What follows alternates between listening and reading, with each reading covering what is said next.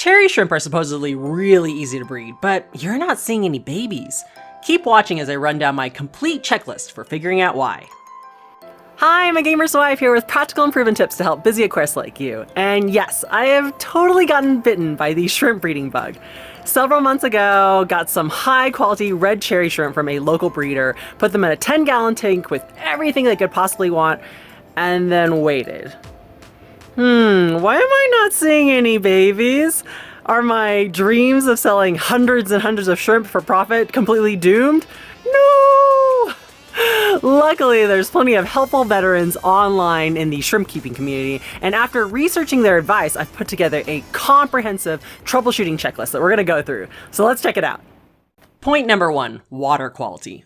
I know this seems very obvious, but before we go down the rabbit trail of random reasons why your shrimp might not be breeding, let's make sure we have all the basics covered.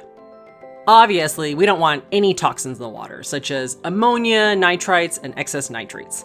Maybe you're thinking, I'm fine, they've been in a well-established cycle tank for ages. Well, don't forget that a population explosion could cause your nitrates to creep up, so bring out that water test kit every once in a while.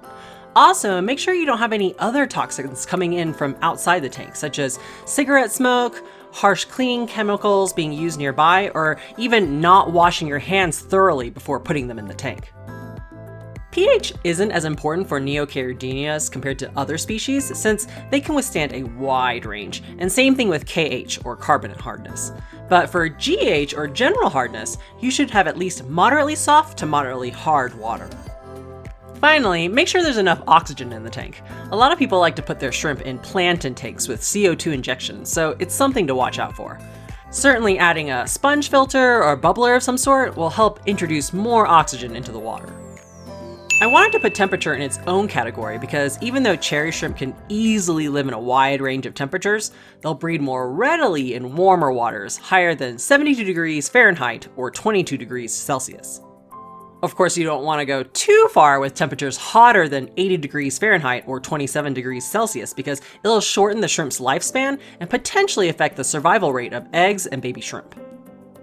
Point number 3 is that shrimp really like stable environments. So in my case, I was checking every day for buried females, not realizing that newly acquired shrimp have an adjustment period of like 1 to 2 months, where they're still getting used to their new environment. Once they get comfortable and start breeding, don't forget it takes another month on top of that for those eggs to hatch.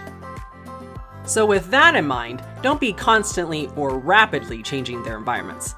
In fact, that's why many people recommend not doing frequent water changes, or at the very least, only doing small water changes when you do. Last comment on their environment is tank size. Obviously, if the aquarium is too small, you may run into overcrowding issues quickly. And then some people say that if the tank is too big and you don't have a lot of shrimp, then the males can't locate the females in time when they're ready to mate. Speaking of males and females, a lot of shrimp keeping veterans recommend a ratio of 1 male to 2 females, or maybe 1 male to 3 females at most, because if you don't have enough males, they may not be able to catch the female right after she molts. So point number 4 is, don't cull any shrimp while your colony is small. This is actually a mistake I made because, I wanted to keep my shrimp as red as possible, and unfortunately, males aren't very colorful. So if you cull too aggressively too soon, you might accidentally rid yourself of all viable breeding males. Point number 5 on the checklist is about patience. Not only do you need to wait patiently for your new shrimp to get used to their tank, but also because your shrimp might be too young to breed. Sellers often send you juveniles that are only ½ an inch to 3/4 of an inch long, and most shrimp reach sexual maturity when they're closer to an inch long, depending on the gender. So wait till they get a little bigger before expecting any monkey business. Point number 6 is a big one: food and additives. I've made several of these mistakes. So if your shrimp aren't breeding them, A, are you feeding them enough protein? Just like how chicken eggs are full of protein, shrimp also need protein to make their eggs. So consider giving them a protein food like frozen bloodworms 1 to 2 times a week. B, are you feeding them enough, period? Everyone always warns beginner breeders not to overfeed their shrimp tank for fear of having water quality problems. But Underfeeding will also cause major problems. Shrimp are tiny little grazers that need constant access to food. And C, are they getting enough minerals? I'm gonna make a video about the shrimp reproductive process, but females have to molt first before they can mate. So if they don't have enough calcium and other essential nutrients to successfully molt, you're not gonna get any babies. As someone with soft water, I currently use Cuttlebone and Shrimp King mineral food to ensure proper molting, linked in the description. Okay, you've gone down the checklist with me, and so far, you're not seeing any red flags. What about predation?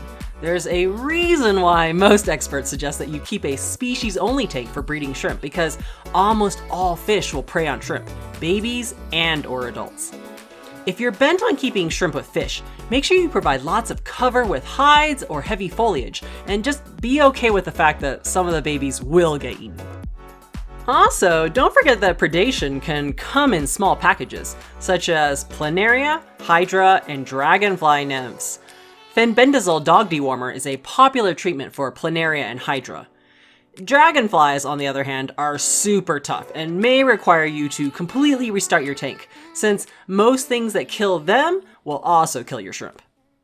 Finally, let's consider the case where maybe your shrimp are successfully mating and carrying fertilized eggs, but you're not seeing any evidence of babies.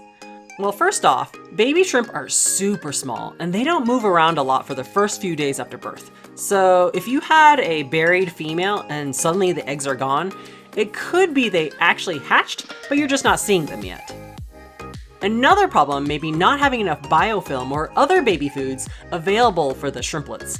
I'll do a whole video on this later, but I recommend adding Indian almond leaves to grow biofilm, letting lots of algae cover your back and side tank walls, and then getting a powdered shrimp food like Bacter AE that will float around the tank so that the babies don't have to fight the adults in order to feed.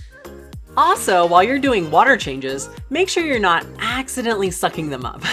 I usually move pretty slowly while gravel vacuuming, but just in case, I siphon out the dirty water into a white bucket, use a flashlight to find any escapees, and then return them to the main tank using a turkey baster.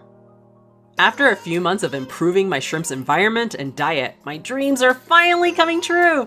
I've grown from the original 15 shrimp to a colony of 100 to 200, and more babies are popping up every day. Maybe I should start working on my next dream of breeding crystal red shrimp. If you want to set up a super simple, bare bones shrimp breeding tank, check out my tutorial over here as well as subscribe to join our community. Take time to enjoy your aquariums, and I'll see you in the next video.